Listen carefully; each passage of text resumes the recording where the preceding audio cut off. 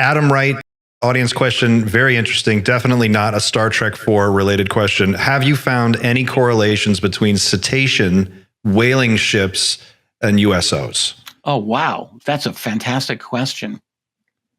Well, it's a kind of a small data sample because really when you're dealing with whaling ships, you're really looking at the 19th and 18th century. And there are just far fewer cases during that period. There are some very good 19th century USO cases, and I have them here, but it's a handful. And I don't know if they deal with whaling vessels. I don't believe so. But now you mentioned cetaceans. And, I'm glad that you did because one thing that, I have explored, in 30 years of looking at UFOs and the idea of alien intelligence, but I'm also a really a kind of an active amateur student in things like human development and evolution and the development of life on this planet. That's an interest to me. And cetaceans are, we all know, highly intelligent. Extremely intelligent. And so you have to assume if there's an alien intelligence that comes to this planet, yes, they will be interested in humans because humans are very inquisitive and we're smart and we can manipulate the environment.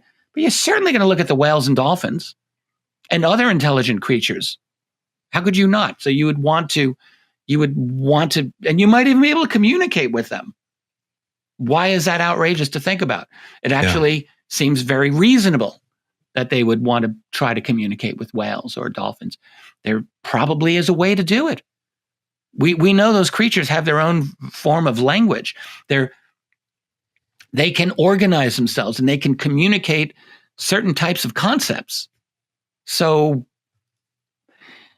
how far away are we from developing an AI algorithm that can figure out a whale's language?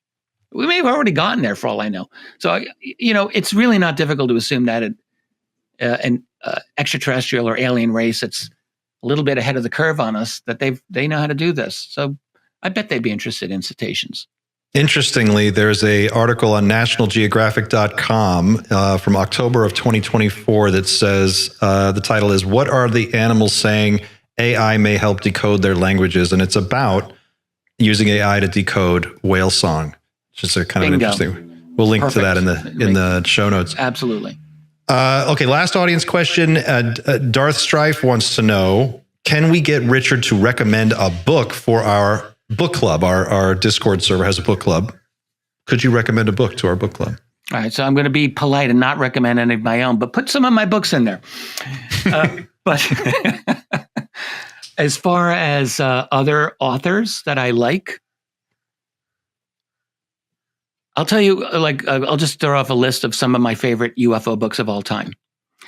Some of the authors I really like, others I don't necessarily personally like, but I think they've got great books.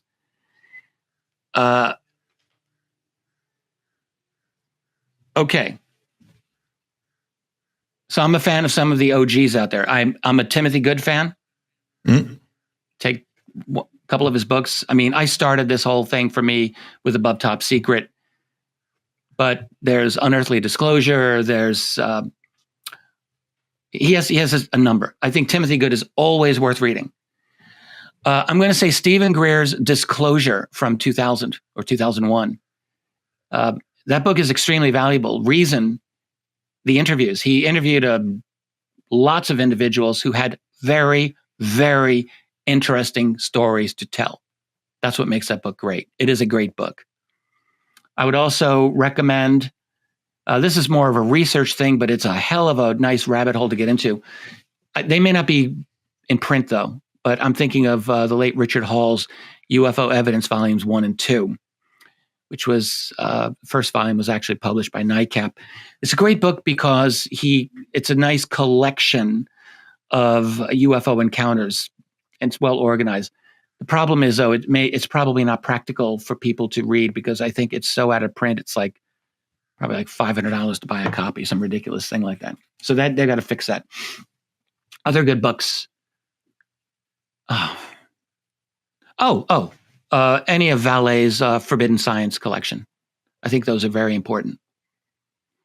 I still haven't, the newest one that just came out, I downloaded to my Kindle. I've not dove in yet, but I've got it. It's ready. But I'm looking forward to it. But the thing about Vallée is those books are a delight to read. The thing about Jacques Vallée is, I mean, he's obviously highly intelligent. That's a given. He's very well connected, both in the UFO community and beyond.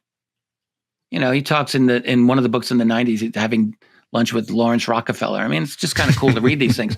But he's got insights that are useful, and he's got inside data that's really, like, you really want to know that.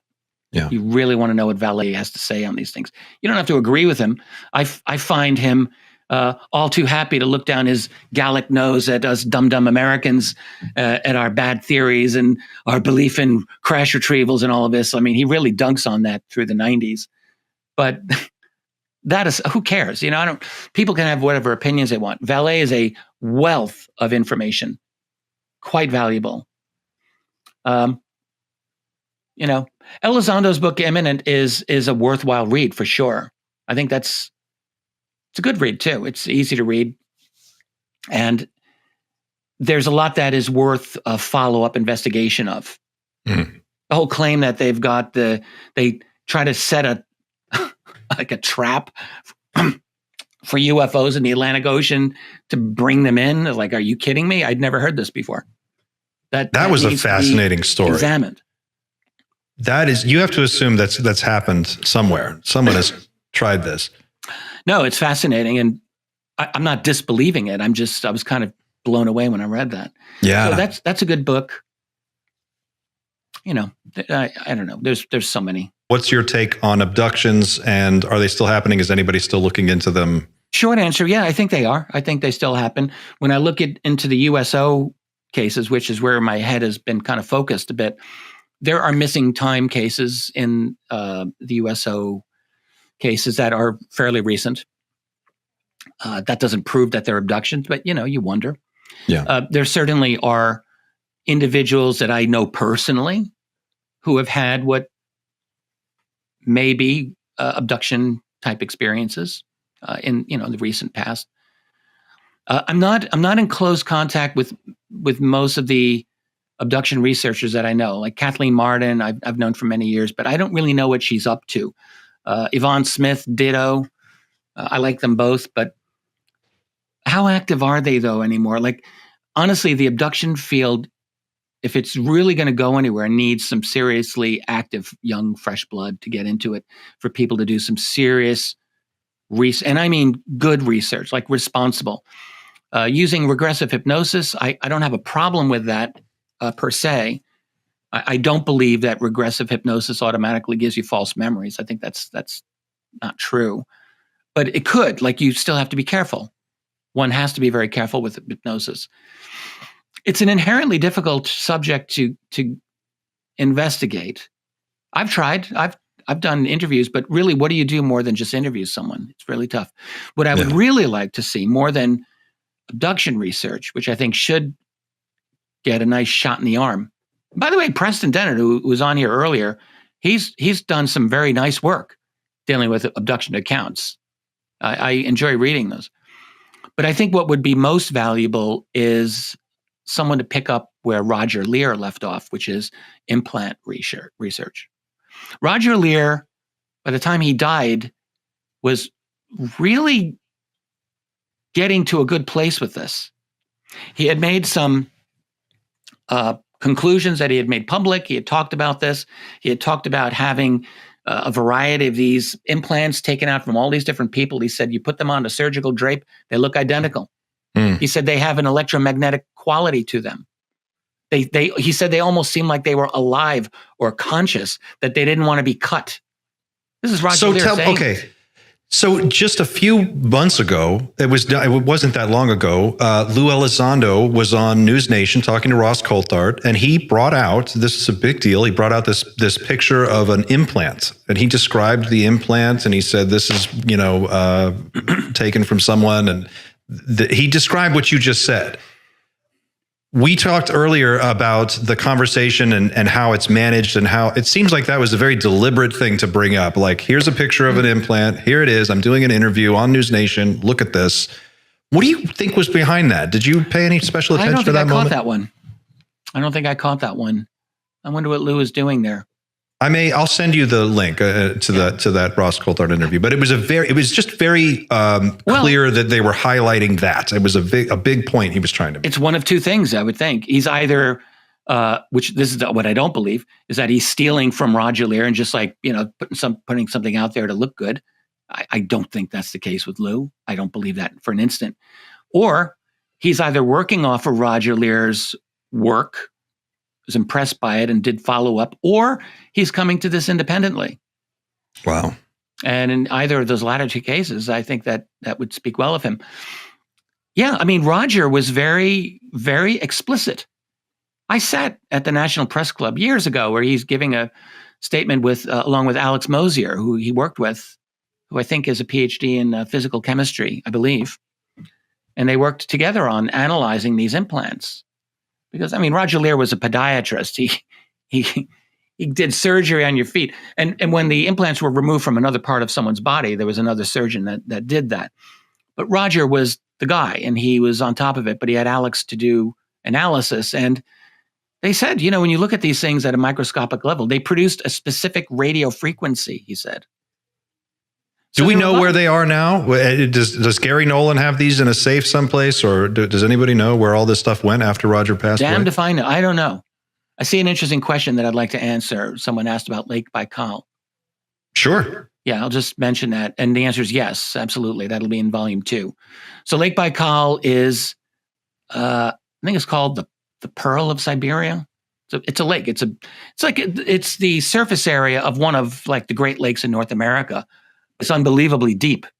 In fact, it's the deepest lake in the world, and it has an immense amount of the world's fresh water, just there alone.